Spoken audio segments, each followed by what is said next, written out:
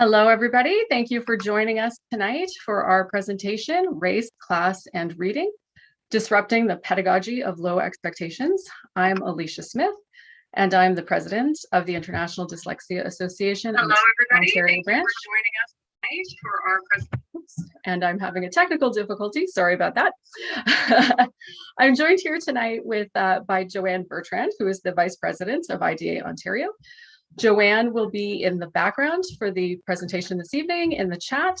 So if you have any comments or questions, please put those in the chat or use the Q&A feature. At the end of the discussion, we will have the opportunity to take some of your questions and ask them directly to the panelists, and Joanne will take care of that for us.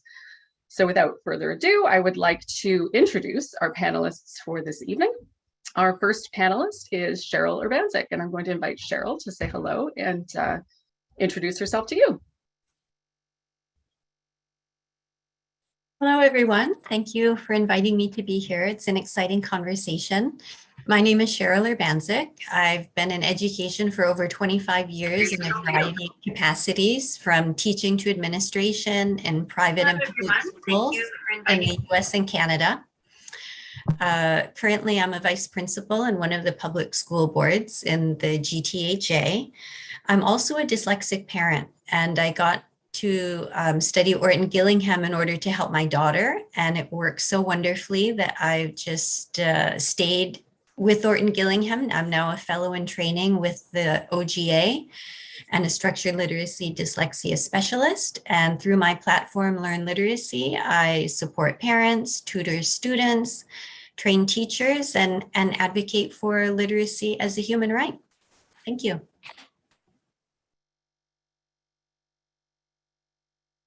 I support parents. Thanks, Cheryl. Our next speaker is Risha Conroy. Risha, if you'd like to introduce yourself. Good evening. Thank you for having me and inviting me to be part of this panel. My name is Risha Conroy, and I am the founder of the Dyslexia Alliance for Black Children. We are based in New York, but we work with families across the United States. I am the parent of 2 children with language-based learning disabilities, one who also has dyslexia. My background is in education reform, and I'm a speech-language pathologist, but what really brings me to this space is my experience as a mother and the obstacles and the barriers that we faced when we were trying to get not just a diagnosis, but also intervention, and really understanding that, you know, my story was not unique to me, and there was a need for support for families and for advocacy. Thank you, Risha. Our next panel guest is Emuna Baraka Clark. Emuna, if you'd like to introduce yourself. Good evening. My name is Emuna Baraka Clark, and I'm very excited to participate in this panel tonight. I'm part of a panel that I can see that there's a wealth of knowledge already. Learning from everyone will be an exciting portion of this evening for me. I come to this panel also as a parent. My daughter's now 17 and received a diagnosis of dyslexia probably somewhere in elementary school. And so just wanting to have the opportunity tonight to speak a little bit about what some of our challenges are, and also what some of the things, some of the inequities that we realized along the way that we're hoping will soon be addressed. Thank you. Thank you so much. And our next panel guest is Kamisha Cox. Good evening, everyone. Thank you so much for this opportunity to be here this evening to share and learn with you all. My name is Kamisha Cox. I'm the founding director of the Reading Partnership, a passion project I've had the pleasure of working on for the past 10 years with a mission to for literacy-focused programs and resources that empower children and their families, and with a vision to see every child in every community receive the early support they need to learn to write and read so that they can reach their full potential and succeed in school and work and in life. At the Reading Partnership, we deliver 3 evidence-based programs: the Reading Partnership for Parents, teaching parents how to teach their children ages 4 to 6 to read, the 360 Stories program, which gives kids the 360 experience of bringing a book to life, from writing to editing to illustrating to publishing and presenting it. And Kids Read TO, a virtual book club that brings together kids from different communities through good books and weekly virtual book club meetings. And so, we've reached over 10,000 people during this decade of work, and are really looking forward to the partnerships and people we'll encounter in the next chapter. I'm an Ontario certified teacher, but have really dedicated the past 10 years of my career to the reading partnership and the work that we do in communities. Thanks, Kamisha. And our final panel guest is Anthony Edwards. Anthony, welcome. Thank you, and thank you for having me and inviting me to this panel this evening. I am a recently retired superintendent of education. I worked for the second largest public school board in the province of Ontario. I was secondary school training, but I really didn't even become aware of the challenges until my first son was born, who has challenged by dyslexia, and I quickly had to learn a lot about dyslexia and how to serve students properly. And it opened a can of worms for me as within the profession. So I myself am in training as an OG associate, and I'm looking forward to sharing views with everyone here today. Thanks so much.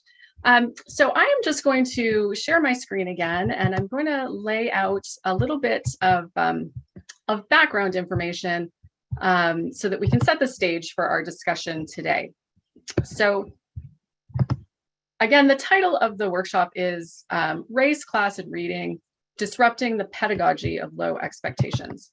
So I just wanted to start off by really diving into that word pedagogy. What do we mean by that?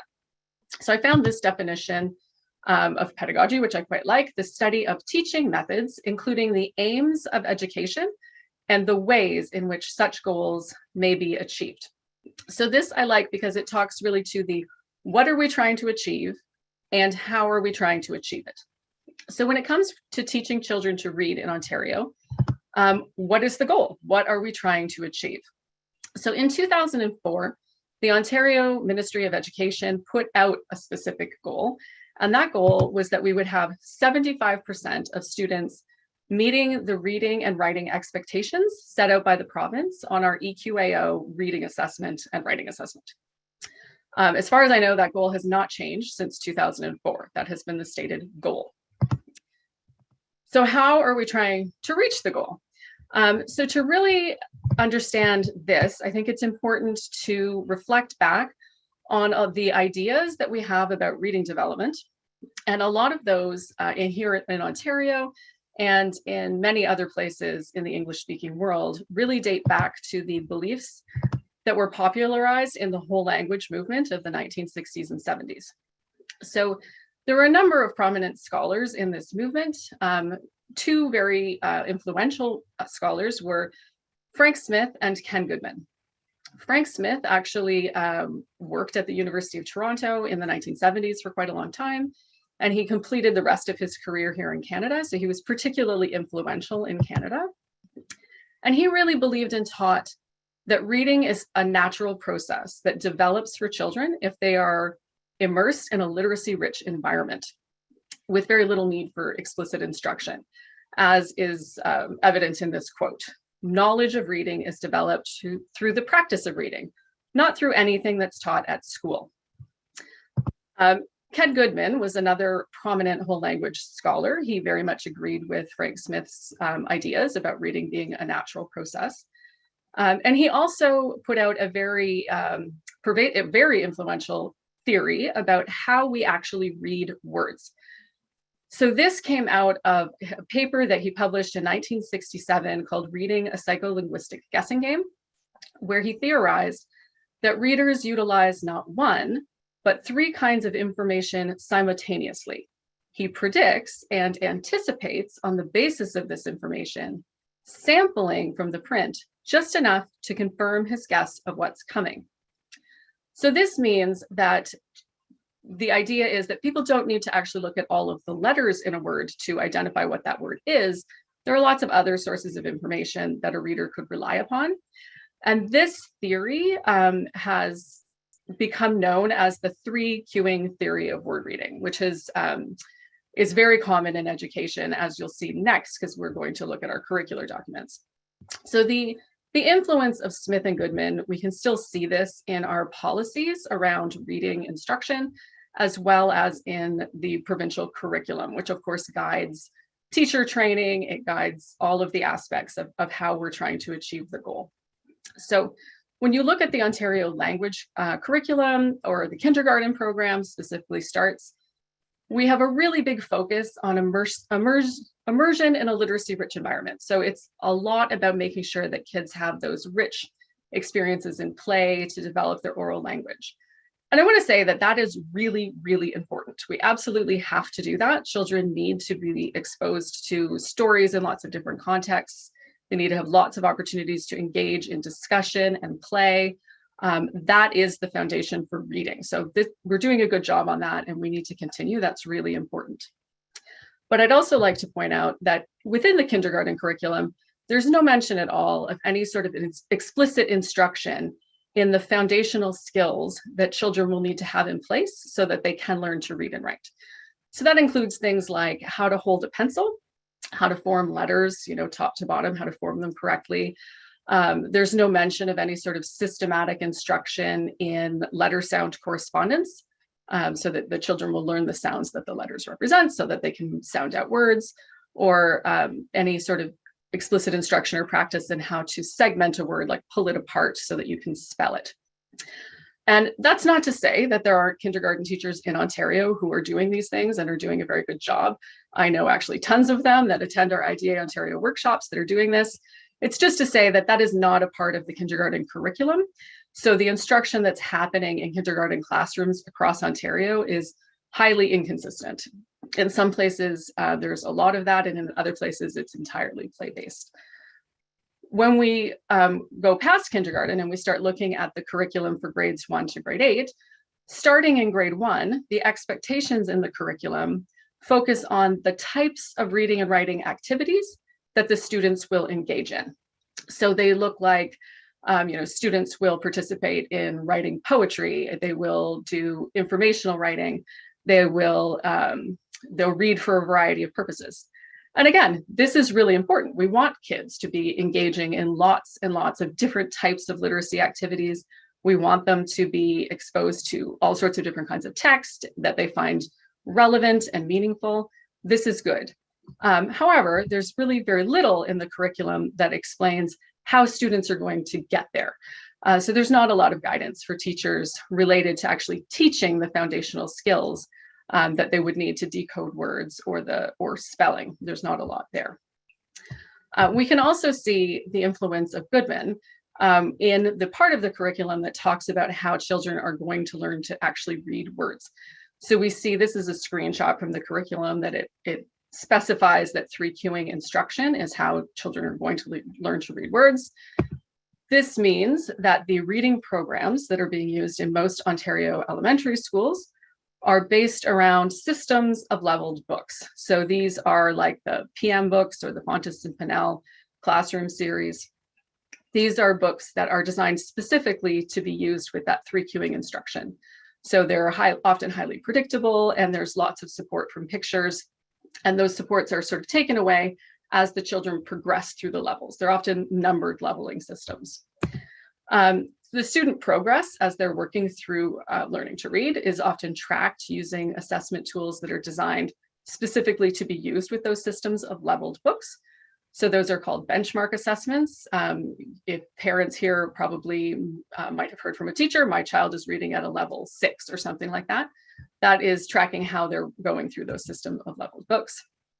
When there are students who are not progressing through those systems of leveled books, they're often placed on IEPs, individualized education plans. and the expectations for that student are modified. So if the expectation is that by the end of grade 2, students would be reading at a level 20 in that system of books, a child with an IEP might have a very different goal. It might be reduced, and we might say, you know, it would be great if we could get this child to a level 5 by the end of the year. And when it comes to intervention, what we're doing for intervention, we're typically in Ontario taking the wait and see approach. So what we do, the sort of prevailing logic here, is that children develop at different rates. And so we should give them time to see if they will catch up on their own before we step in and offer any additional instruction to that child. So typically we know that intervention in Ontario, if it's happening in school at all, isn't usually happening until kids are in grade 3 or later. So now I want to open it up and bring it back to my panel guests and ask you our first question of the evening. And I'll ask everybody that's participating and watching the webinar as well, you're welcome to put your thoughts about this question in the chat. So what problems, if any, do you see with our current pedagogy? And by that, of course, I mean the goal and also how we're trying to reach the goal. And so I'm going to start, I'm going to call on my panel guests one at a time. And maybe we'll go in reverse order from the introduction, and we'll start with Anthony. Well, thank you. This is the million-dollar question. And I liken the analogy that we're asking kids to fly a plane before we actually teach them what the parts of the plane are, what to look for in terms of weather systems, how to land a plane. None of the components are taught, and therefore kids are just expected to get into the cockpit and fly this plane. Now, where I'm coming from is that we do not systematically or explicitly teach kids anything about phonemic awareness, you know, what individual sounds look like, phonics, what that grapheme to phoneme relationship looks like, fluency, you know, things about tempo and accuracy, vocabulary and comprehension.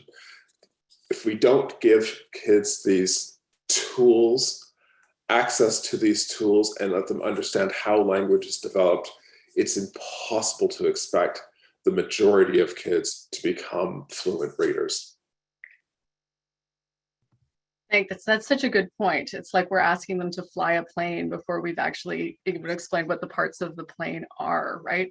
Reading is an incredibly complex thing. English especially is an incredibly complex language.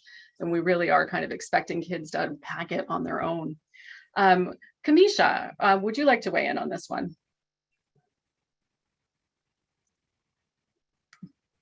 Absolutely. I think that, you know, here in Ontario, the Ministry of Education and school boards have been so, you know, closely tied to the whole language approach for instruction for so long, and to the detriment of so many children. I'd say, like, in the early days of the Reading Partnership for Parents program, it was very difficult to secure partnerships with schools to deliver programs during the school day because of the program's focus on phonics. We were actually given this feedback when our application for partnership was denied. And the only way that we've been able to work in schools is through after-school initiatives. But we know that letter sound recognition is a strong indicator for reading success, and that phonics provides children with a tool to problem solve when reading. It's not the only tool children need in their tool belt, but it certainly is an important one. And I'd also say that I left teachers college not knowing how to teach children to read. I developed those skills through my own interest and professional development. And I would go as far as to say that many teachers and ECEs leave training colleges across Canada without adequate knowledge and understanding of early literacy, and don't really know how to develop programs in their classrooms that develop foundational skills for reading and writing. You know, I'd also say that we have a problem accessing diverse books, learning tools, and resources. because when searching for books to integrate into our Reading Partnership for Parents program, it was nearly impossible to find books that reflected the diversity of the children and families we work with. And we ended up having to create our own series of books because kids need to see themselves reflected in the books they read and the books that are used to teach them to read. So, those are some of the issues that I'd say I see. Thanks, Kamisha. That's so true. And I will say I've had a brief look at Kamisha's books and they're absolutely beautiful. You've done a really wonderful job with those resources. And I know that Kamisha would love to get those into communities across Ontario. So if you're interested in her and seeing what she's created, definitely visit the Reading Partnership because they're lovely. Emuna, what would you like to weigh in on with this question? I'd like to say that I'm really enjoying the chat.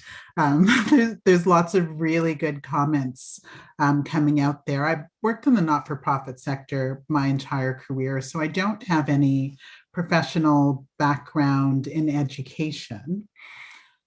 However, as a parent going into the system, it resonated for me, Alicia, when you shared that information about whole language reading.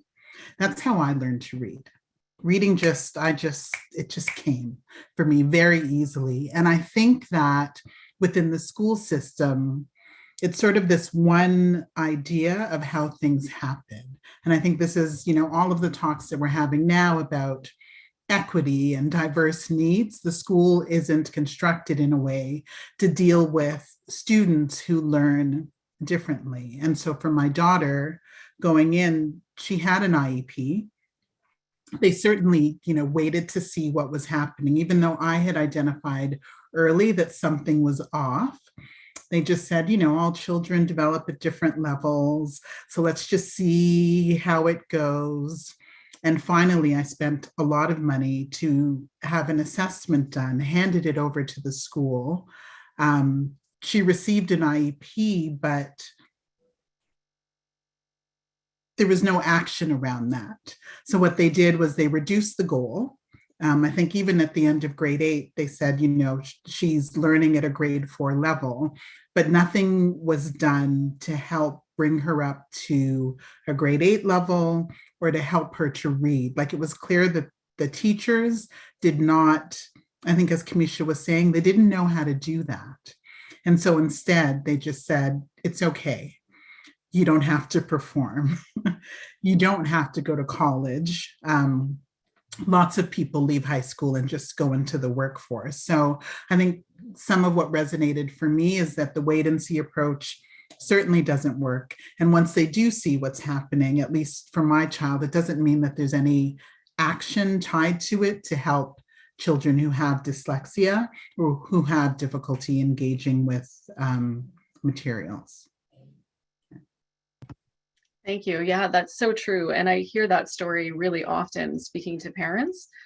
We speak to parents a lot when their kids are sort of in that transition from high school to university, from grade 8 to high school phase is when often those modifications that were put in place when the child was in grade 2 or grade 3 really come to roost, because they realize that when the child is now transitioning into high school, that they're not going to be excluded from the pathways that lead to college and university. They're going to be streamed into the locally developed programs because those reading levels have been modified for so long that they aren't able to participate in those programs, which is really, it's horrible when you have those conversations with people and you realize the scale of that going on. We looked into that quite a bit in the recent report that we put out in the fall, lifting the curtain on EQAO scores. If you look in that report, the section that we have around the grade 10 OSSLT data speaks to the data, the prevalence of that experience happening. And I estimate it's grown quite a lot. It's about double over the last 15 years, the number of kids that are now getting to that transition point and being streamed into the locally developed courses. And Risha, I'd like to invite you to weigh in on this discussion. Thank you. I'm also enjoying the conversation and looking at the chat as well. I think, before we even talk about pedagogy, we have to think about like what our beliefs are when we, enter a school building. And, if you're a teacher, an educator, a parent, it has to begin with the belief that children can be taught to read, right? And in fact, I think the numbers are, it's a very small percentage of children who cannot be taught to read. And we're talking about there being some other very severe deficits that might be present. So if your belief is that most children can be taught to read, any result that falls short of that should make you question your methods. And so, like with any practice, and I think this applies to the teaching practice as well, it has to be reflective, right? So if you're reflecting on your practice and you see that, you see these low levels of reading proficiency, then you should be able to pivot, right? So what is it, because we're at a point where we could pivot. And what that means is that we have to look at what works. And there is so much information available about how we learn to read. We've reached the point where we can actually, have an MRI done and see, the impact of intervention of structured literacy on the brain, and how someone who has received intervention, if you look at their brain 10 years later, it's the areas that are activated are different. So we need to rely on what we know. We need to look at the evidence, we need to look at the research, and then apply it in the classroom because it's out there. But what we see in the classroom, and what I saw as a parent, was this sort of hodgepodge of instructional approaches. So maybe there was a little bit of phonics, but there was definitely a lot of cueing and a lot of guessing. And as a parent, you trust that the school knows what they're doing, right? So it shouldn't be your first instinct to question the school. You'd send your child to school and it seems really basic that, yeah, my child is going to be taught to read. And, they're not, because the methods that are being used, are not working for most children. And in fact, we know that I think it's 60% of children require structured literacy in order to learn to read. And so if we are denying that to students, then we are creating inequity. Thank you so much for mentioning that. I think that's so important. And we're definitely going to talk about that evidence-based instruction a little bit later on, but I'm glad you brought that in now. And also the notion that we should start with the belief that every child can learn to read. We have to start with that as the goal. That 75% is really a goal of failing 25%, right? Not meeting their needs. And Cheryl, I'd like to get you in on this conversation. Great, thank you. I think in my response, I'll focus on the concept of like a print-rich environment. And I think sometimes what I see is that there's an over-reliance on that print-rich environment kind of magically doing the teaching. And it raises a couple questions of, well, if the environment is to do the teaching and the student is not learning, where is the accountability there? And then, it means the onus is on the child to kind of teach themselves from this environment. And that's not where the onus should be placed. The teacher is there to teach and instruct and provide clear, explicit, evidence-based instruction on how to read. And with specific thought to the topic of our conversation today, students who come in with different intersectionalities and marginalized identities are, further challenged in supporting themselves to take advantage of this literacy-rich environment in which they may not see themselves reflected, which then creates another barrier to accessing learning and reading and so forth. And so, we can use, we need a print-rich environment for many reasons. It's not the main instructor of literacy. And so if we move our thought processes to how can we teach clearly and explicitly, and yes, we need a library and books and all that stuff, we're removing an onus from the child to just avail of that print-rich environment to teach themselves to read. Thanks, Cheryl. I think that's so important. And I saw someone mention in the chat as well, like, we need both of these things. We need to have the print-rich environment. We need to have culturally relevant and responsive text, but we also need to have evidence-based instruction and teach the kids to read. So I'm going to share my screen again, and we're going to get on to the next question for our panel. We're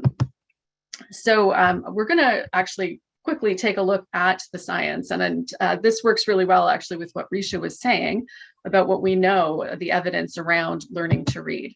So as Risha was saying, there's a very small percentage of children who really will have difficulty learning to read.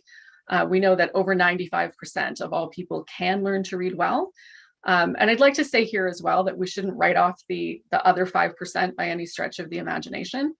We know that there are people that do have cognitive or language impairments that are going to limit their ability to read at grade level, but that doesn't mean that they can't learn to read at all. There's plenty of evidence to show that, like an individual who's in grade 12 and has an intellectual disability and is functioning at the level of like a grade 3 student, if they have the language skills of a grade 3 student, they should be able to read as well as a grade 3 student, provided that they receive appropriate instruction over a long enough period of time.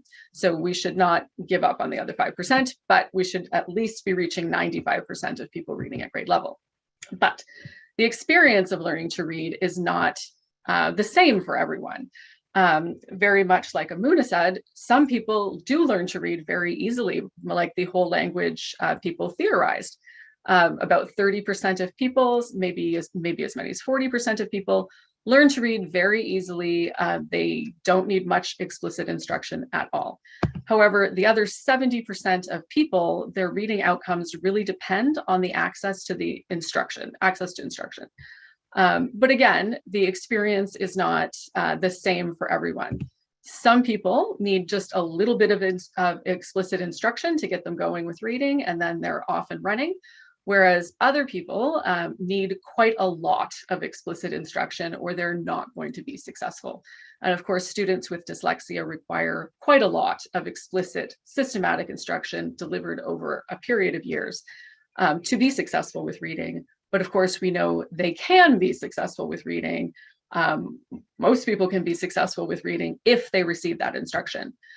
So my next question for our panel guests is about the barriers that are preventing students from receiving the instruction that they need to be successful with literacy.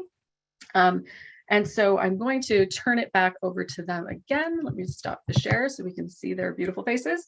And I'll bring it back to you, Anthony. Thank you. And so given my experience as a secondary school teacher, a lot of this was very foreign to me until my son came along and struggled with reading. It was very evident to me. And what I've come to realize in trying to help him and then trying to understand what the system does, and I think my responses will reflect sort of system thinking at that level, we are really challenged, at least in the province of Ontario, if the Ministry of Education cannot or will not accept some responsibility for the practices that the teachers are taking. This is not the fault of teachers in schools at all. And we have to acknowledge that. Teachers are doing what they were taught to do, thinking that they were doing the right things. So this has to begin with the ministry understanding that they are setting up the barriers by setting up practices that don't work. And by that, we have to re-examine pre-service teaching programs. I was not taught how to teach kids how to read as a teacher. It's shocking because when you think you're going to be teaching, you're going to help kids. You think you've learned a lot, and when it comes down to seeing a child struggle to read it, and I'm thinking, I don't know what to do to help my own son read. What do I do? It was not my experience. I was one of the lucky 30% that could read. So it's hard for us to understand that teachers have not been taught anything around the science of reading in their pre-service training. The other thing that teachers haven't been taught to do well is diagnostic testing so that they can intervene.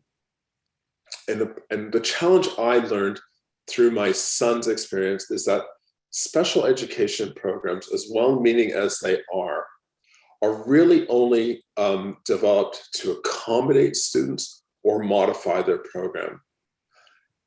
Very rarely do you actually see true interventions.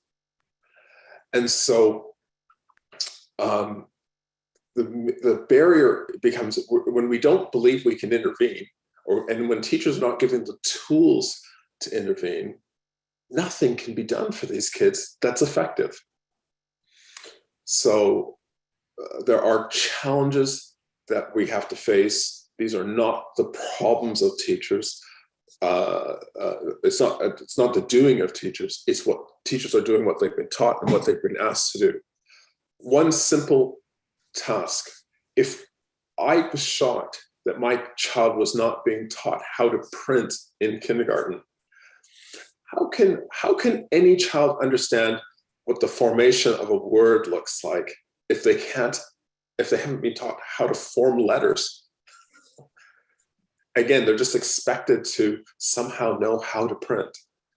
It gives you some insight into the challenges that then cascade from there when it comes to reading and writing.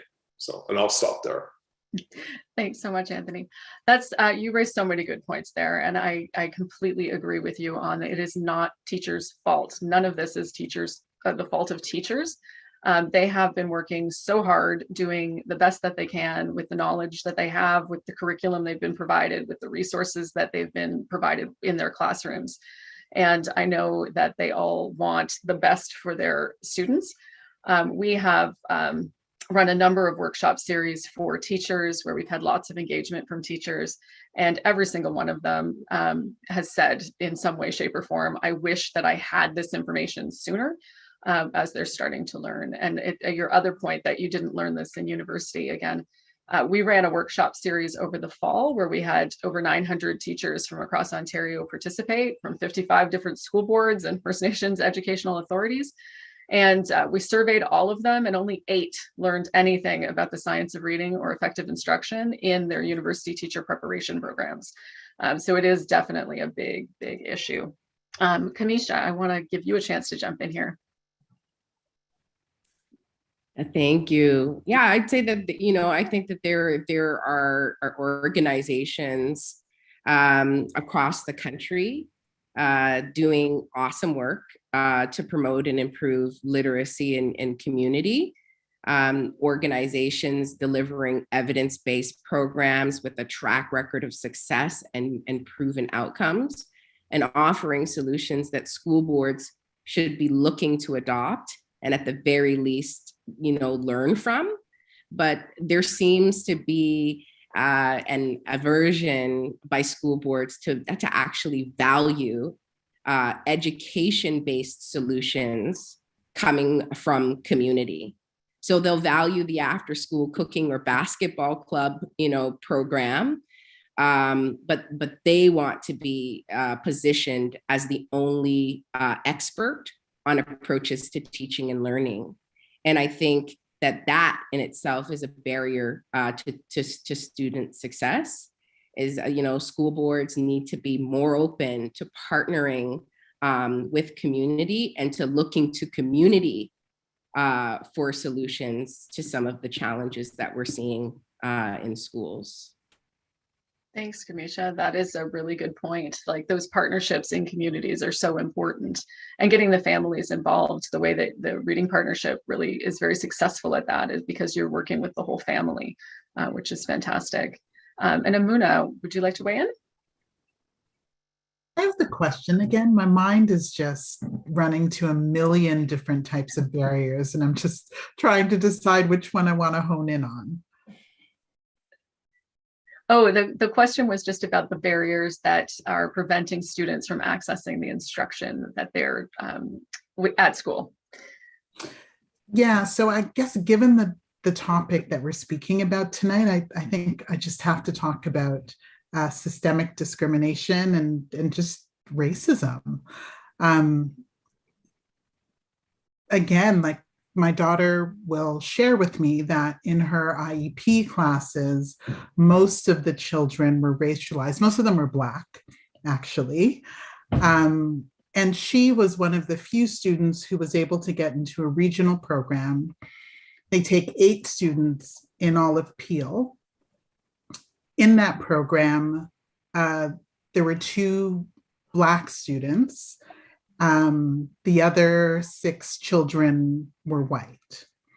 And it's interesting to me when you sort of look at the metrics of that, if the majority of the children in the IEP programs in the other levels were Black, what's happening in between like that and the opportunity to access a program that now has my daughter on the honor roll? So I think that, you know, in terms of identification, in terms of resources, in terms of expectations, many things happen along the way that has school officials not providing information and resources to children in the way that they should be, or to their parents. In our case, we paid a lot of money to have assessments happen. And it was through the assessments that we were able to learn even about the regional program that existed. So I think when you think about how discrimination happens within the school system, how racism is a force within the world generally, you know, we were in a position where I could take time off work. We had the money to be able to pay for the assessment. We had the money to pay for an OG tutor. There were all these other things that we were able to put in place that people who are low income, people who come from racialized communities, just sort of assume whatever it is that they're hearing that the school says, because we trust the school system. And believe that, you know, maybe our children are poorly behaved because that's what we're hearing, or maybe they just can't learn without having an opportunity to delve in. So I think that's something that's really important for us to identify here, that it's not by chance that many of our children, Black children, face these barriers to learning to read and to accessing resources that will make all the difference. We're not all Richard Branson, right? So many of us just won't have access to those tools, and they're not being made available to us because of how our lives are constructed and because of the energy that the student puts into helping or not helping our children. There's so many good points that you just raised there, like from the allocation of resources within a school board, you know, where are those regional programs being located? Who's provided access to those regional programs? The necessity to get a formal identification to get into those programs. That's actually going to be our next question. We'll get to that soon. And also, of course, you know, access to support outside of the school system. That is where a lot of people are going to get that instruction. When it's not available at school, people are turning to private tutors. So obviously, if you don't have the resources to access through instruction through a private tutor, and you're not getting it at school, that's a barrier right there. So you raised so many good points. Thank you for that. And Risha, I want to give you a chance to respond to this one as well. What are the barriers that you see? Yeah, this is a good one. And like Emuna, it's like, what barrier do you focus on? So I am going to also speak about my experience as a Black parent. And I'm going to start with the question that I think, you know, when you walk into a lot of the dyslexia spaces comes to mind. Where are the Black people? Do Black people have dyslexia? And here in the States, dyslexia is a diagnosis of privilege, right? So if you are in a traditional sort of public school system, many school systems don't even use the word dyslexia. So you're not going to get that diagnosis if you are just relying on your school system to give it to you, which means that you have to rely on some sort of private outside evaluation to get that diagnosis. The other part of that is that you know, in the definition of dyslexia, it says that there needs to be unexpected difficulties with reading. Very often in the classroom, and we have decades of research about bias when it comes to Black and brown children in the classroom, the expectations are low. And so if your expectations are low and you see a Black child in a classroom struggling with reading, you are not going to think that it's dyslexia, right? You're going to say, oh, well, they just can't, they just can't learn to read. And so to get a diagnosis of dyslexia, you first have to have high expectations for the child. And that is absent across so many schools when it comes to Black and brown children. And in fact, you see that they do end up in special education, but not for the reason that they need to be there, right? Not for the primary reason. A lot of times, the primary reason that they might need to be there is because they have a language-based, reading disorder. But if it goes undiagnosed and you're a fifth grader, third grader, if we get to middle school, it's going to start to look like something else. It's going to start to look like a behavioral issue. And while you may not get that dyslexia diagnosis in the public school system, if you're a Black child, you absolutely will get the behavioral diagnosis. And in New York City, Black children are 2 times more likely to have an emotional disturbance diagnosis than their white peers. And so that is a significant barrier when it comes to Black children. Thank you, Risha. That is such an important thing to keep in mind. And we don't have as much data around outcomes for racialized students in Ontario, but there's some really good research coming out of York University that speaks to that exact phenomena. Like, where are the Black and brown children being identified within special education? And for sure, that research is showing that there are less Black and brown children in Ontario that are getting official learning disabilities diagnoses. And there's an overrepresentation in the behavioral IEP category, which is wrong. That's just plain wrong. So Cheryl, I'd like to have you weigh in on this as well. Yeah, I'll follow up in a similar concept to what Risha was speaking about. Like, I've been in this dyslexia field for over 10 years now, and it's the same thing when I go to different places and conferences and whatnot. I'm pretty much the only one who looks like me. And, part of the barrier is the conception that this affects everybody from all walks of life, but it's not treated equally amongst everyone from all walks of life. And so I don't think anyone has spoken yet about our multi-language learners or ELL students. And, there's many barriers for those children because the excuse is often made, well, they're an ELL student. It doesn't matter if they were born in this country, have been in school for, 10 years, and they're now in grade 5 and really struggling. It's just, well, they're an ELL student. And, there's no kind of thinking beyond in terms of appropriate expectations. Yes, they can learn. Let's think of potentially other reasons for that, reading challenges affect all sectors of people, not just those who can afford to get support or those who may look like the dominant group in our area, but everyone. And we should really be on the lookout for those students, and keeping in mind even the barriers for marginalized families to advocate appropriately, or ELL families to advocate appropriately, maybe when they do not speak English or are afraid of entering a school and speaking to people in positions of power in that school system. That's such a good point, Cheryl. There's a lot of points that you made there that are really good points. And we're going to talk a little bit about the diagnosis in the next question.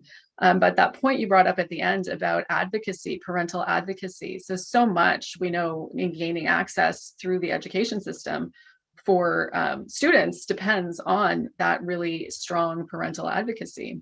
And that is, as you said, something that not everyone is comfortable doing. And if there's a language barrier, certainly that makes it more difficult. Or if there are other issues of racism that are going on, parents might not get as far with that advocacy for sure. So those are really, that's a really good discussion of the barriers that are preventing students from gaining access to the instruction that they need. I'm just going to share my screen again, and we'll go on to the next discussion question, which really gets back to some things that both Cheryl and Risha were mentioning, which is the formal identification of students with learning disabilities. And actually, Emuna sort of mentioned this as well, that she was able to get an official learning disability diagnosis for her daughter, and then she was able to participate in that regional program, which has been so very successful for her. But those regional programs are often reserved for students who have a formal learning disability identification. So in Ontario, we have a policy called PPMH, which is the definition of learning disability in Ontario. And we define learning disability. It says the Ministry of Education defines learning disability as one of a number of neurodevelopmental disorders that persistently and significantly has an impact on the ability to learn and use academic and other skills, and then there's a whole list of exclusionary clauses. And this is one of them. It says, and that is not the result of socioeconomic factors, cultural differences, lack of proficiency in the language of instruction, lack of motivation, or effort. So I just want to bring it back to our panel guests and have them comment on this particular provincial policy. Do you see issues with this? Do you think that this is an equitable policy? And I'm going to ask Anthony to chime in on this one first. Thank you. And again, this comes right down to the core of why things can't happen in schools and why these challenges become exasperated from the ministry down to the student. In my opinion, the ministry does not have the courage to even admit that dyslexia exists. It is very hard, even with a psychoeducational assessment, to see dyslexia written in the actual report. So why is that? And I suspect if the ministry were to open itself up to allowing this type of specific challenge to be laid, they'd be seen in a malpractice suit. And that's the problem. They do not want to admit that there is currently malpractice going on in their school systems. So what happens is parents have to work really hard to convince the school that their child needs to be tested. And as was mentioned earlier, these tests don't happen until as late as grade 3. Well, this is a real problem. And what happens for marginalized kids, and I'll use my own son as an example, when he knows right away with his peers, when he hears his peers reading and he hears himself reading, he's noting differences in grade 1 and in grade 2. And what do kids do? They are resilient and they are adaptive. They then take on behaviors and strategies that protect themselves, but appear as being behavioral within the class. They avoid doing the things that they know they are not as capable as the peers that they're listening to in their class. And these two things get misconstrued. Kids then get labeled as behavioral instead of looking at what the root cause of the challenges are.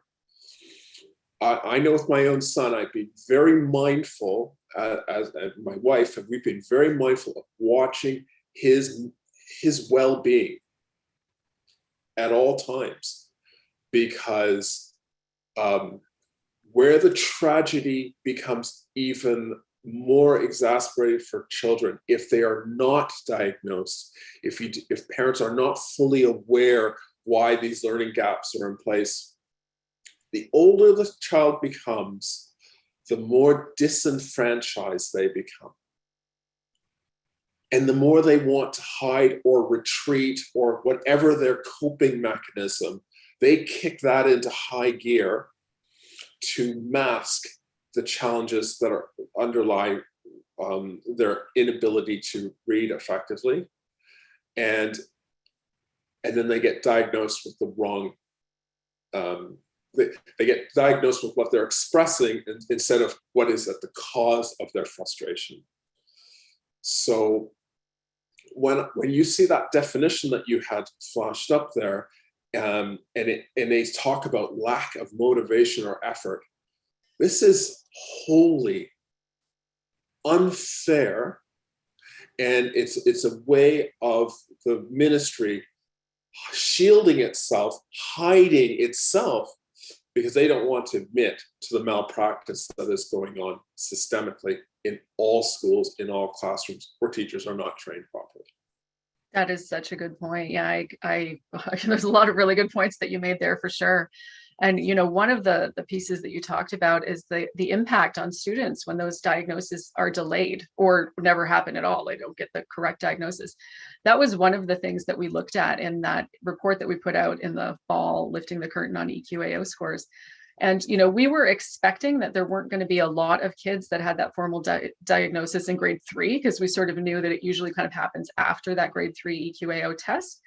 But we were expecting that a lot more of them would have been identified by grade 6. But what we found was it was less than 1% of students in the province have an LD diagnosis in grade 3, but when they write the EQAO, it only goes up to about, I think it was 3% in grade 6. It doesn't go up much. It's not until high school. By the time that students are in grade 10, we're at like 8.5%, 9%. So it just speaks to how late we're leaving that identification process. And that really does have a tremendous impact. I know lots of parents who said that they've, been taking their child to a psychologist for treatment of anxiety or depression.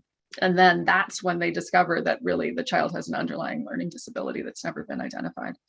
And I want to jump to Emuna and let you chime in on this one, because I know that this is an experience that you've gone through yourself.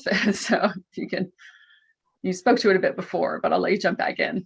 Yeah, I don't even know if there's much more to add in terms of what Anthony has shared. And I know the rage that you feel around this definition as well.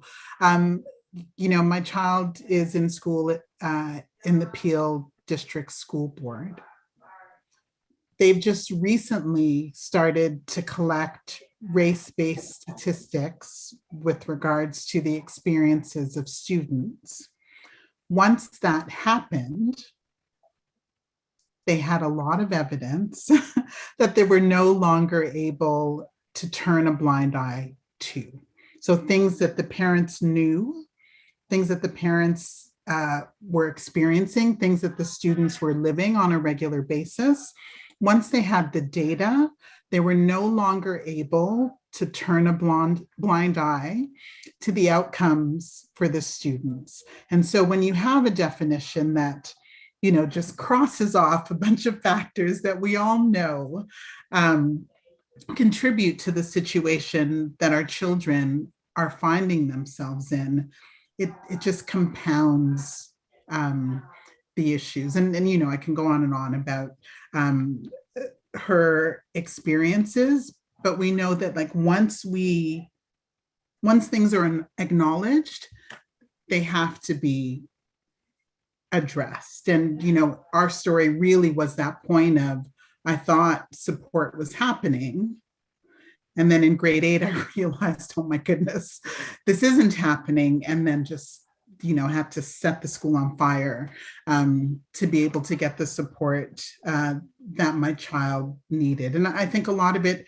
really has to do with that. They talked about her being sleepy in class, right? Which is what Anthony's talking about. So instead of engaging with the material, she would start to yawn, and the teachers would say, oh, she's tired. She's getting enough sleep at night. She's not participating. She doesn't really seem interested, when all of these other things were happening for her, but no one took the time to look at that. There are a bunch of reasons why that is the case. And that sort of definition allows all of those things not to be surfaced. Yeah, that is so true. It's an easy out, right? It's really an easy out, not our problem. It's, something else for sure. And one point you raised that I think is so important is the lack of race-based data. in education in Ontario. It is really hard to find that information.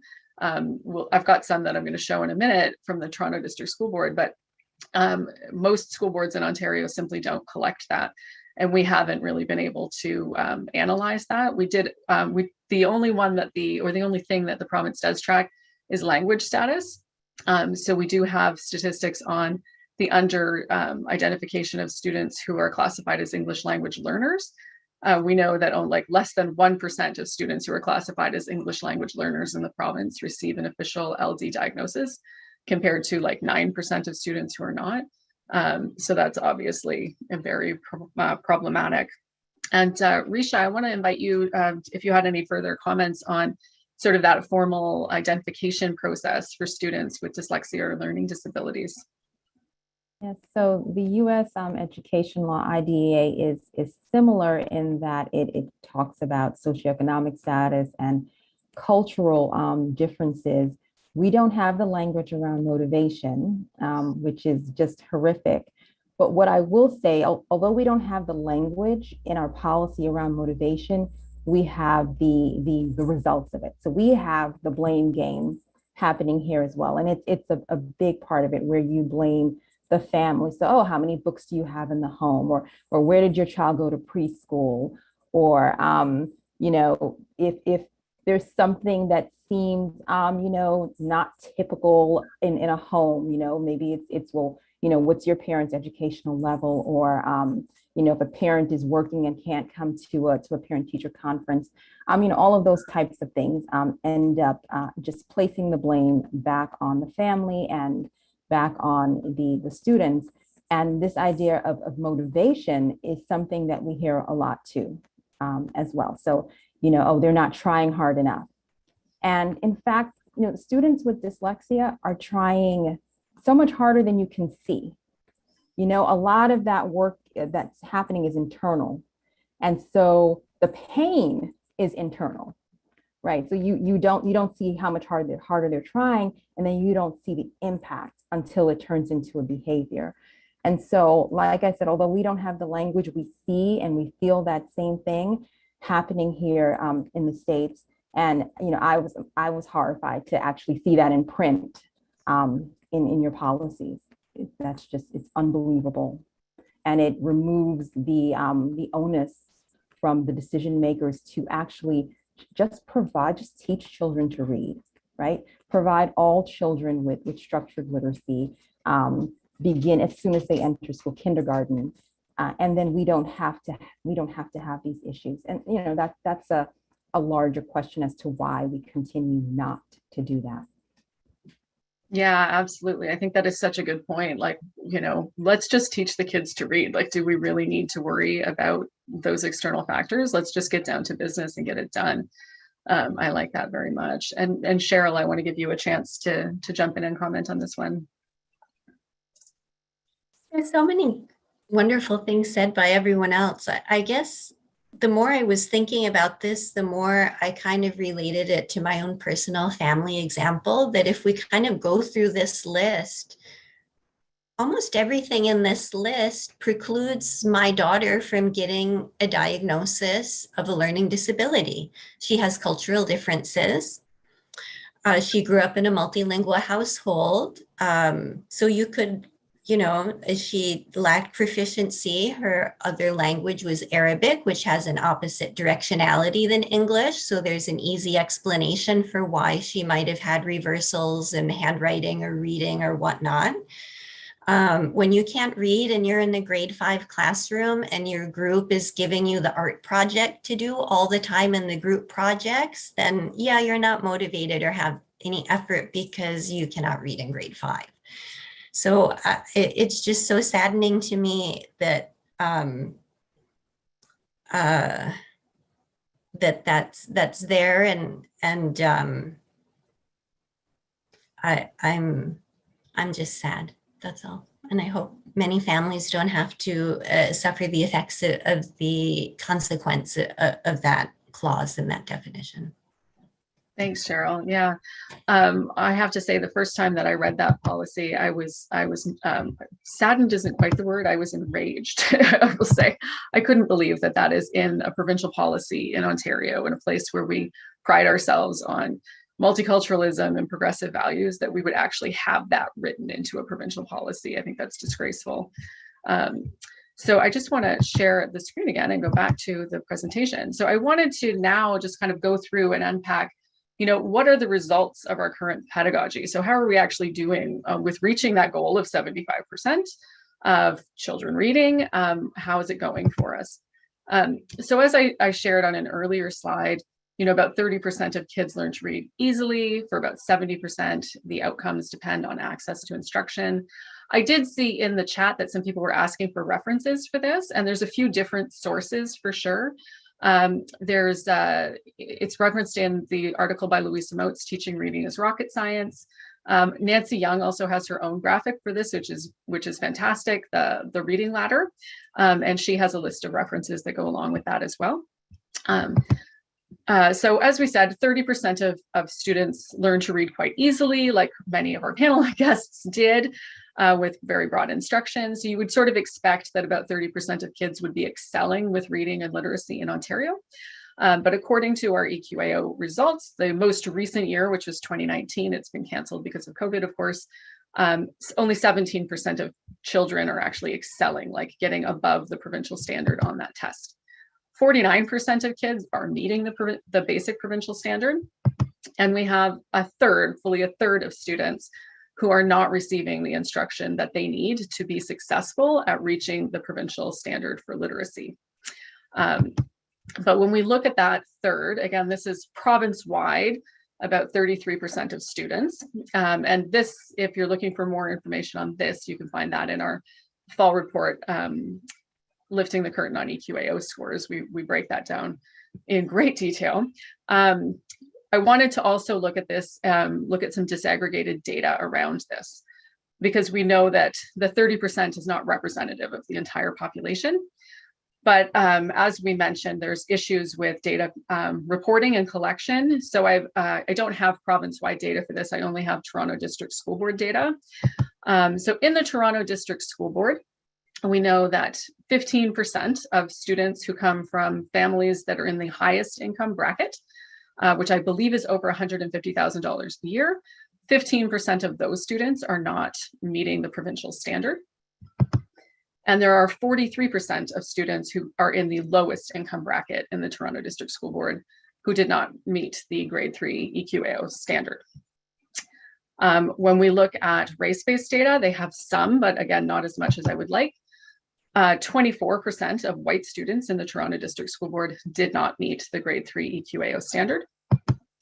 And 49% of Black students did not meet the grade 3 EQAO standard with the instruction that they are receiving in the Toronto District School Board. And I would like to say that I also did look for information and statistics for First Nations, Métis, and Inuit children, but the Toronto District School Board doesn't actually provide that information. They don't have it. So we know that the outcomes for reading are deeply inequitable, but there has been a general notion for a very long time that this is just a fact of life, something that we just kind of need to accept. It's kind of a resigned acceptance. As noted in this quote, which is from a former education minister from Ontario, who is quoted as saying, "Income-based differences in school test results have been a fact of life for a very long time." We just sort of need to accept that this is just the way it is. So my guest, or my question for the panel guests are, should we accept inequitable outcomes as an inevitability? And I'm gonna, again, start with Anthony on this one. Should we accept it? We can never accept the type of disparity that we're seeing when the system isn't addressing the core needs of these kids to begin with.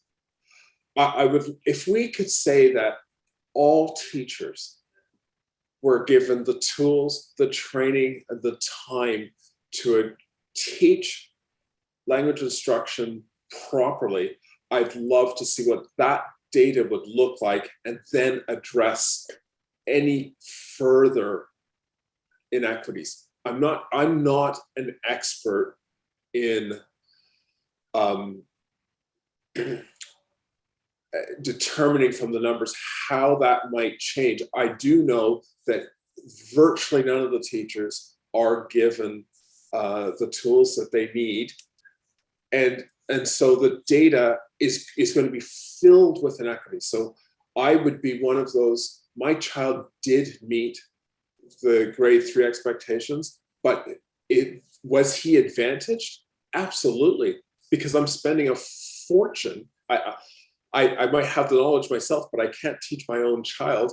So I'm spending a fortune for an intervention, for multiple interventions for my son that other people can't access. And that's not fair. But at the same time, every parent is going to do whatever they can to try to support their child. So I come right back to this. When we look at these inequitable outcomes, if the province doesn't universally change the way that we're teaching reading, then we're going to have disparities that will be fraught with opportunities for disproportionate outcomes. If, for example, we think that if, for example, if the government falls into the trap that believing programs offered by Sick Kids Hospital, as an example, the Empower program, is the panacea to this problem, it will create new inequitable challenges that cannot be overcome. We must first universally have all teachers teaching systematic, explicit instructions on how to read, collect that data, and see where our problems lie thereafter before I can make an anecdotal response. But if we think there's some other third party or some other mystical power that's going to come in and change the outcome for these kids, we are just creating more inequity. Yeah. So, I'm sorry, from a system perspective, I can't give you a better response, but all teachers need these tools and we need it now. Yeah, I couldn't agree more. We can't imagine that we're going to solve this issue by simply sprinkling on more new programs for after the kids have failed and they're in grade 4, 5, 6, 7. We really need to look at this as a general classroom instruction issue. And the solution, as you said, I 100% agree with you. It's teacher training, teacher knowledge, and making sure that they have the resources and the time that they need to meet the needs of all the kids.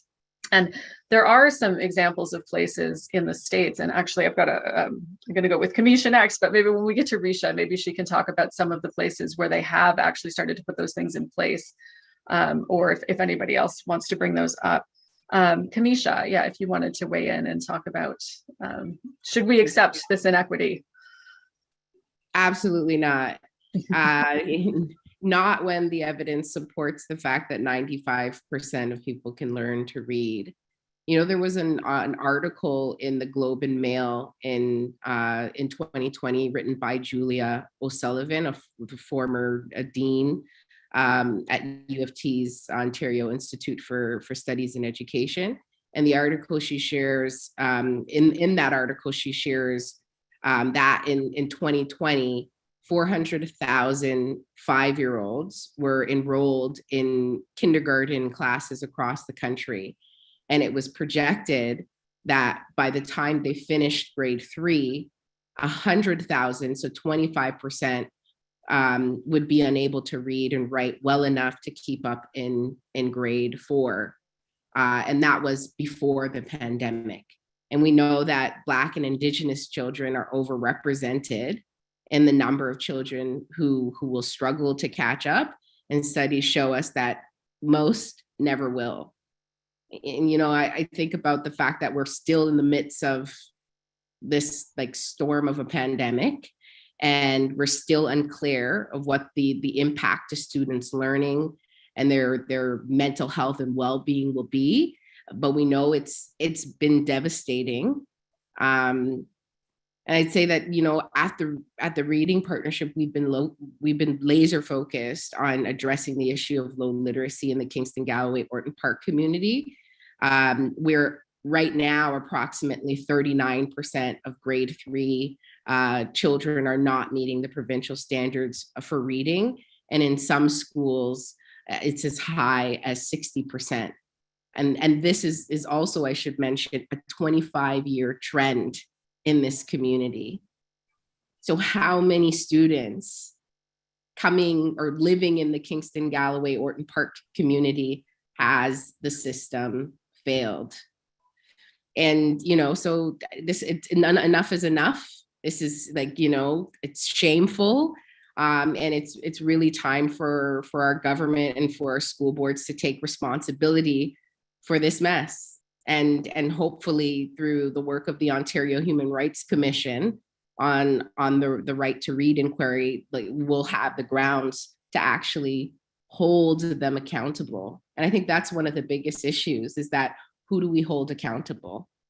Like, we can present these numbers, but at the end of the day, who do we hold accountable? Yeah, that is such a good point. And I totally agree with you. Enough is enough. It's time that we hold someone accountable, because it's unacceptable. Absolutely. Emuna, would you like to give us your thoughts?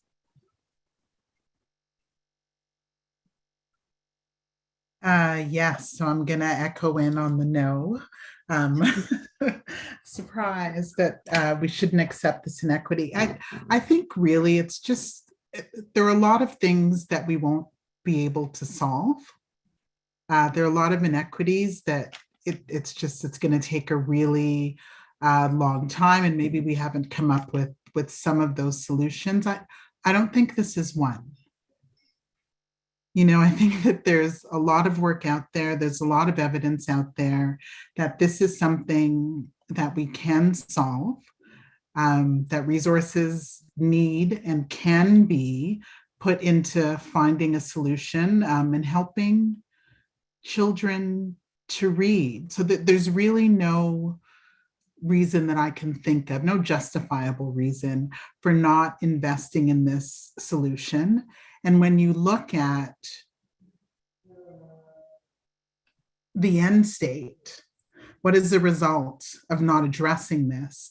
We can see that when we think about mental health, when we think about the justice system, when we think about, you know, the workforce, when we think about the perception that people have of their neighbors, their classmates, their colleagues, their friends, you know, what happens within families, because we think about dyslexia and how that travels through families. This is one of the things that we have a solution for. And so this isn't an inequity, and not that we should accept any inequity, but this is one that can be tackled. And so it's just about the advocacy that's happening. Hopefully Right to Read will be that mechanism that will help to put some accountability on the system and help parents to understand that this isn't about a deficiency within them or a deficiency with in terms of their children. There's something that we can do as a system to remedy this issue. I think that is such an important point. There are a lot of things that we can't fix, but this is one of the things that we absolutely can fix. And yes, it's not on the parents, it's not on the children, it's on the system itself that needs to change. Thank you for that. And Risha, I'd love to have you jump in here. And I don't want to put you on the spot, but I mean, I know that there are stories of districts in the States that have really managed to turn things around. If you wanted to speak to any of those, again, I don't want to put you on the spot, but you know. Yeah, so I want to answer the question, and then I'll end it with an example of success in the States. And so, of course, like everyone else, my answer is no. My organization exists because the answer is no. But this is, you know, when I think about literacy, it's one, and I'll say it's just one of sort of the civil rights you can call it a human right or a social justice issue of our time. And so I think it was Emuna that said there's no justifiable reason why we can't make a change. But if we look at our history, there were a lot of forced inequities with no justifiable reason why they should exist, right? Segregation of schools, segregation of restaurants. There was no reasonable, no justifiable reason for that, yet they existed. And so I would equate it with some of those civil rights issues that we have seen across some of our lifetimes or our parents' lifetimes. And so we need the force of our ancestors, our civil rights leaders of our previous generation to demand change. And if we know that 95% of our children can be taught to read, then why would we accept anything less, right? Unless the goal is the inequity, right? So that is the question. And that's why I'm sort of framing it as this fight, because it is quite possible that the goal is to maintain inequity, right? So this isn't new. You know, I'm in the States, so I'm often going to refer to the history here, but Frederick Douglass, hundreds of years ago, said, once you learn to read, you will forever be free, right? Hundreds of years ago, he understood that access to literacy is freedom, yet we continue to deny it to so many people. And we see the disparities across race and class. So we have to continue to fight for it, but we also have to understand that there may be some deliberate things happening here that are maintaining this system that we see. And the example is actually Mississippi. And so I don't have all of the numbers in front of me, but you can certainly Google it. There's a lot of information about the gains that they've made, and they implemented letters training, I believe it was, for I think more than 15,000 teachers. And they were the one state, I believe, that had gains on the NAEP, which looks at our measures of reading proficiency. And I think they looked at 4th grade. I say definitely Google it, look at the demographics of Mississippi. And if they can do it, it can be done anywhere. It's a choice. Absolutely. I think that is so important to point out that, yes, it's a choice that we're making to continue doing things the way that we are doing them, for sure. And that example of Mississippi is a great example. There's also an example I can just point to quickly here in Canada, in Edmonton, Alberta. They did a project in a number of schools. I think it was like 7 or 8 schools in Edmonton, where they implemented structured literacy, screening, and early intervention starting in kindergarten. And by the end of grade 2, they had less than 3% of kids that were not reading at benchmark. So that was in Canada. That was in 2017. They followed those kids until they were at in grade 3, and they had fantastic results. So it absolutely can be done. And Cheryl, I just want to have you jump in here. So should we accept the inequity? Yeah, no, of course not. Yeah. So, sometimes I feel like we live in this romantic notion that school is like a great equalizer. Everyone from all walks of life show up at our public schools, our public institutions of learning, and it will create that level playing field for everyone, and it'll be great. But one thing I put in my notes for this session is it's not the great equalizer, it's the great perpetuator. So as the system is and as things are, the school perpetuates that, and the inequities exist, and it's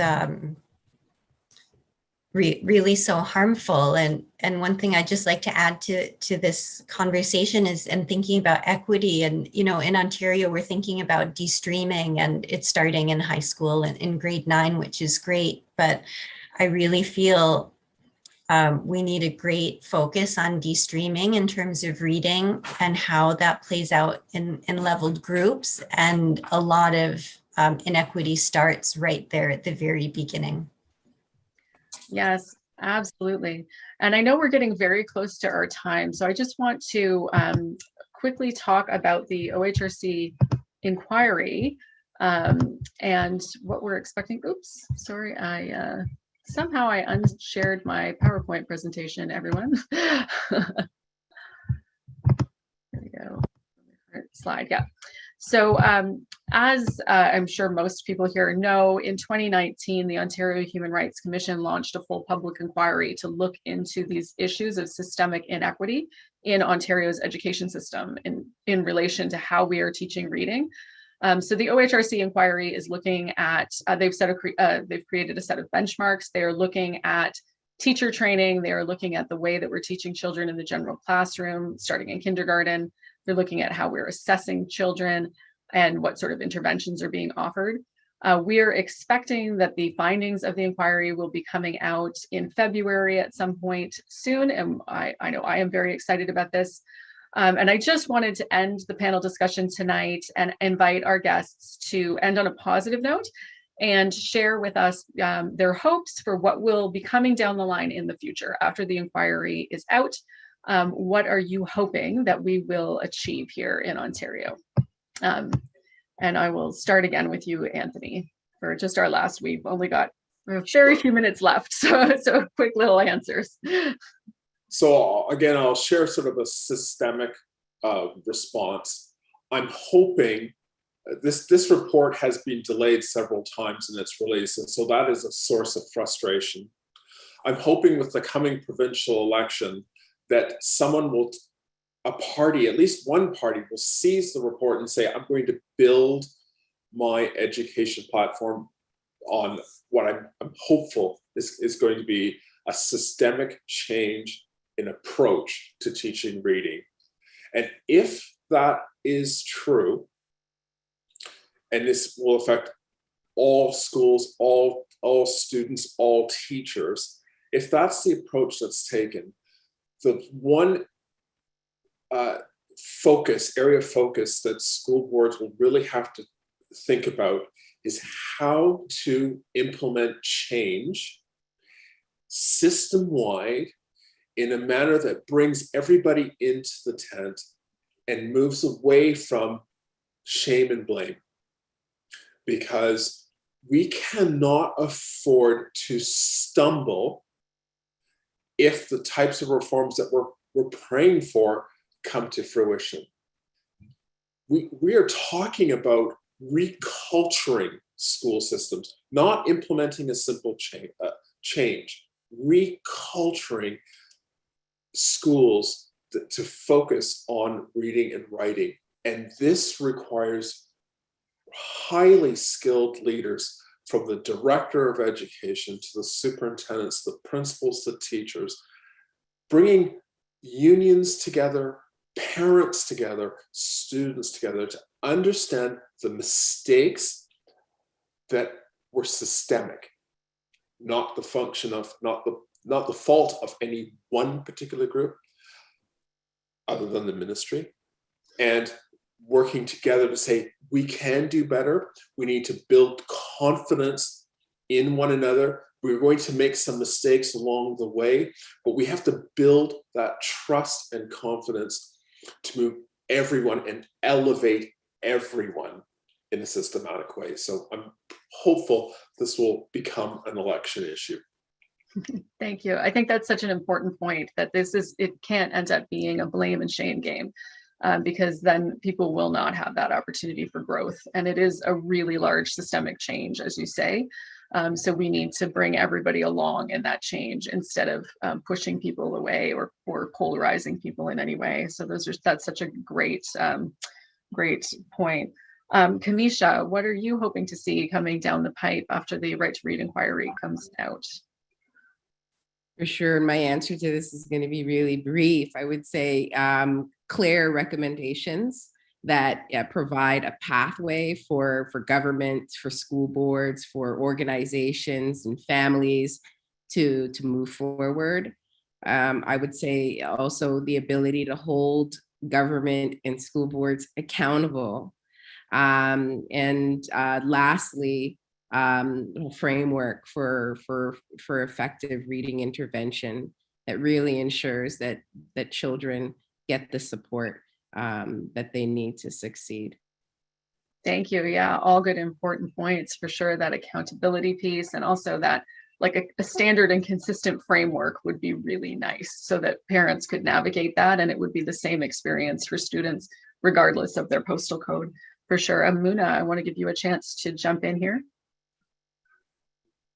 It's the accountability piece for me. I think establishing this as a human right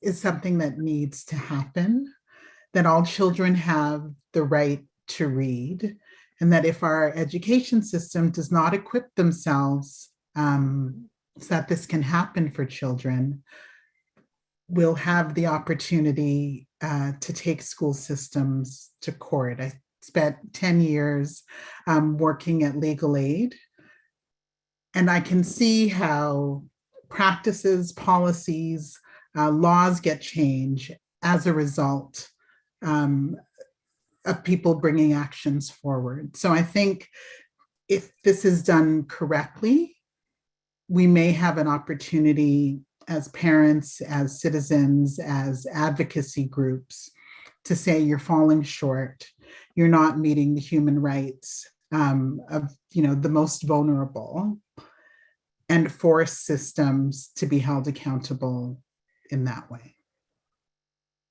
That is a great point. I hope to see all of those things as well. And Risha, I want to ask you to jump in here. I know that you're not here in Ontario, so I don't expect that you've been necessarily following our human rights inquiry. But what sort of things do you think would be great to see in sort of systemic government policies in general around teaching children to read? I'm just going to quickly echo some of what I heard because it was so well said. I really like the idea of reculturing school systems. That is important and that needs to happen for anything to be sustainable. The idea of having accountability, a consistent framework, and what Emuna said, because I think this is really important. It is a human rights issue, right? And when we frame it like that, we can start to have a different impact. We really focus on how important this is, how fundamental this is to having access to life, right? Because for many, it's a life or death issue. And when I initially was faced with a dyslexia diagnosis for my son, that's what it felt like for me as a Black woman who grew up in New York City and having seen so many people failed by our systems, that this is an issue of life or death. If you can read or not, it impacts you. It can impact you in so many ways. And so framing it as that, I think, would be really powerful. Thank you. And Cheryl, I guess the last word goes to you. What are you hoping to see come out of the OHRC Right to Read inquiry? I'll focus on two things. I think the first one is being seen. And that might sound like a strange thing to say, but people who use the term dyslexia, people who look like me, people who struggle with reading aren't really often just seen for having this concern, if you will. So somehow just that recognition of being seen, I think, is so critical. The other point I would talk about is the accountability piece in terms of a curriculum with clear, explicit statements about what children should know, let's say beginning of grade 1, middle of grade 1, end of grade 1, beginning of grade 2, middle, and so forth and so on. That's really clear and would be really supportive to everyone in the system in terms of teaching structured literacy to ensure literacy as a human right, which it really is. We cannot function in our knowledge society in the way it's configured nowadays for people without literacy that equips people to engage in discourse, to be part of society productively. Thank you. Thanks, Cheryl. And thank you, everyone, for joining us tonight. I just want to remind everyone that the OHRC inquiry findings are expected to come out in February, and that it's very important that all of us that are committed to this issue, committed to seeing reading as a human right and fighting for the rights of all children to learn to read, that we really rally behind that report and do everything that we can to make sure that it does become an issue and that the government does act upon the recommendations, because there is no guarantee. It is a report with recommendations, but it is incumbent upon the government to actually enact legislation or change teacher training, change the curriculum to actually implement those recommendations. So I'm appealing to everyone who's here tonight to please follow the Ontario Human Rights Commission on social media, Facebook and Twitter. If you stay tuned to IDA Ontario, we will be sending out updates as they become available. And really, please mobilize your communities and your networks, your personal network in your school, to just share the information so that when that report comes out, that as many people as possible are aware of what's in that report and what the OHSC is calling for our kids and for our communities. So again, I want to thank all of our panel guests for joining us tonight. I know you are all busy people, and I really appreciate you taking the time to join in on this conversation. And thank you to everybody who tuned in. And I see that it's been a very lively chat. I look forward to reading through all of that after we're done here. So again, thank you everyone, and good night. And I hope that we will see you at future IDA Ontario webinars. So thanks for joining us, everyone. Good night.